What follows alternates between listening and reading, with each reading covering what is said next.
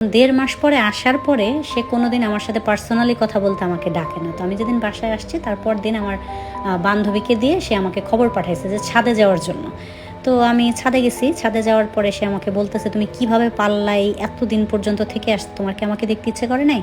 তা আমি বললাম, আপনাকে দেখতে ইচ্ছে করার কি আছে, আমি গেছি বেড়াইতে, আমি পরীক্ষা শেষ, আমি বেড়াবো না? আর ওখানে গ্রামে গেছি, অনেক মজা হয়েছে হ্যান ত্যান। তো সেই একটা কথাই বলছে। তারপরে যে কেমন আছো, ভালো আছে, এই তো 2-4টা কথা বলে, মানে 2-4 মিনিট হবে সর্বোচ্চ, সে চলে গেছে। এতটুকুই কথা আমাদের মধ্যে, আর কোনো কথা হয় না। তারপরে আমার মানে বাসা থেকে রেজাল্ট বের হইলো, কলেজে ভর্তি হইলাম, কিন্তু আমার প্রচুর বিয়ের প্রস্তাব আসতেছে।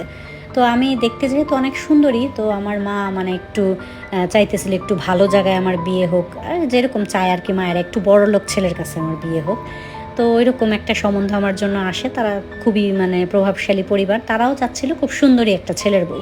তো আমাকে দেখে তারা খুব পছন্দ করে, আর এটা মানে মোটামুটি সবাই জানে যে তারা আমাকে পছন্দ করছে, হয়তো আমার এখানে বিয়ে হবে।